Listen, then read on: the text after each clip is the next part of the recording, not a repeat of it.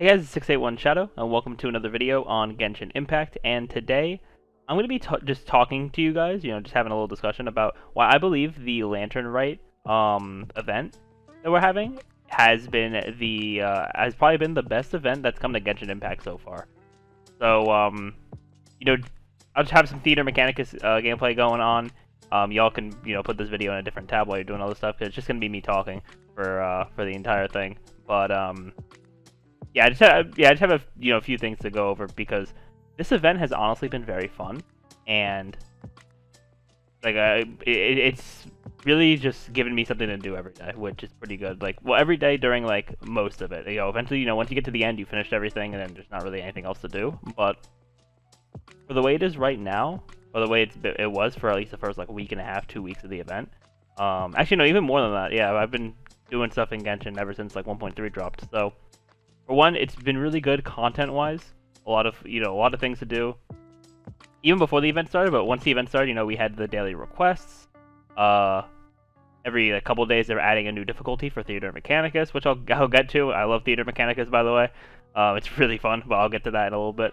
And let's see, what else was there? There was, once you did missions in Theater Mechanicus, you had the Shao Market, and then you had the 3 different Shao quests throughout the 3 parts of the celebration, because we're in part 3 now, and it's just been a really fun celebration, just overall. But to talk about certain things, first off, and the most important one, is the fact that we are able to choose a free character, which is really good whenever we do this. But I think the thing that sets this above when we got official for free is the fact that we are being able to choose our free character, because while officials was an amazing unit, everyone was forced to get her, which is, it's understandable because the event was centered around her.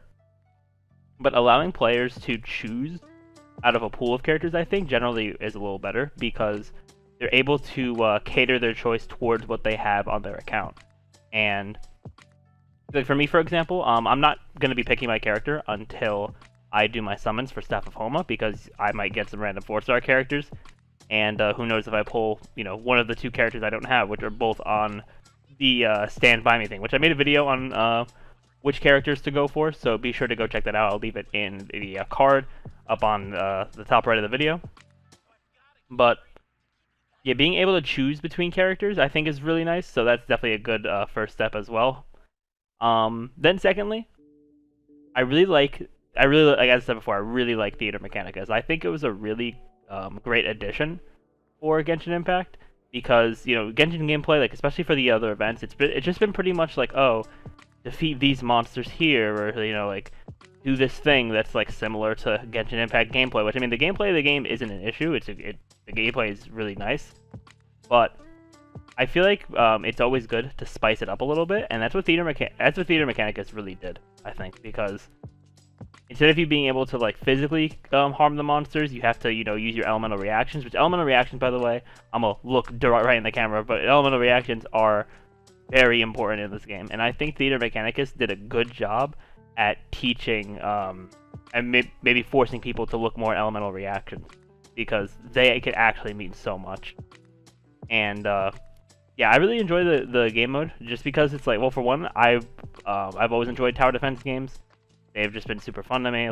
Back when I was younger, I played that fan-made Pokemon Tower Defense game. I played Bloons Tower Defense, and then I've recently gotten back into Bloons Tower Defense 6. So when I knew that there was a tower defense thing coming to Genshin, I knew I was gonna enjoy it, and I absolutely did, because the strategy is really good.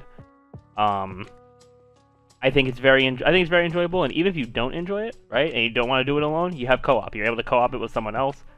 I have not co-opted it because I wanted to challenge myself to do it on my own. It wasn't really that challenging, to be honest. The only 2 difficulties that gave me a hard time were difficulty 6 and the special difficulty, which I haven't, at the time of this recording, I haven't actually beaten the special difficulty yet. I'm probably gonna get my towers leveled up a little bit more before I try it again. But those 2 difficulties, it's not that the enemies are too hard. It's that the map that's on both of them is a little overwhelming. So that's that's the main thing that I've sort of been dealing with there. But yeah, but I really think Theater Mechanicus is good, and it's linked directly to the rewards, the Peace Talisman. where you're able to get which that's going to lead into my last sort of main point, which is the event shop. The Shao Market is also really good because like certain events, like I know the rewards weren't that great. Like for example, everyone knows the worst event in Genshin Impact, the food delivery event. That event just gave you Primogems, and that was kind of it. And like, sure, that's cool, but like, it's not the only thing we need as players. And plus, that event was just painful to do. I personally didn't even bother doing that event after the first day, but that's besides the point. But yeah, the Shao Market definitely like a good range of rewards, like very similar. I would say very similar rewards to like the Meteor event, but what makes this event stand out even more is that the fact that it doesn't use resin. Because I would have made this type of video for the Meteor event, like talking about it being the best event, if that event didn't use resin, because events like these events not using resin is going to lead to more playtime. And I think they realized that after the Meteor event, which is why ever since then, events have not required resin for doing them, which I think is really good. And yeah, but we're able to get like a lot of good things from this. Like we got 30 primos per request, and there's like 23 requests, so that's a lot of primogems. We get the 60 times 3 from the 3 different Shao quests. And then the shop, we got the we have the Crown of Insight, or which those are really rare right now. I think the max you can have is 3, because there was one from the Meteorite event, there's one from this event, and there's another event they gave one. I don't exactly remember. It might have been the treasure hunting event. I don't remember for sure.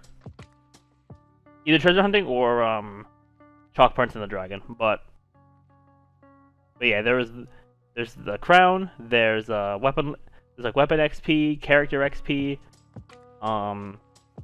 There's a name card for the Lantern Rite that you can pick up. There's talent books you can get from the stage 3 of the Shao Market. Yeah, it's just a very good amount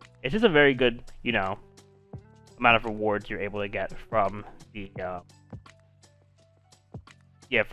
Shao Market, from the event in general. So I think the event was very well constructed, and I want to know what you guys think as well in the comments. Let me know in the comments what you guys think about the Lantern Rite event. I personally really enjoyed it, and I still have a little bit more of it left to enjoy because I still have to grind Theater Mechanicus a little bit more, which is perfectly fine by me because Theater Mechanicus is super fun to me. But that's gonna be it for the video. Just this is a slightly shorter one today, just talking about my thoughts on the event. But yeah, thank you all so much for watching. If you enjoyed the stream, if you enjoyed the video, if you enjoyed the video, and you want to see more content from me, be sure to leave a like, subscribe to the channel, leave a comment, all that fun stuff, and I will see you all next time.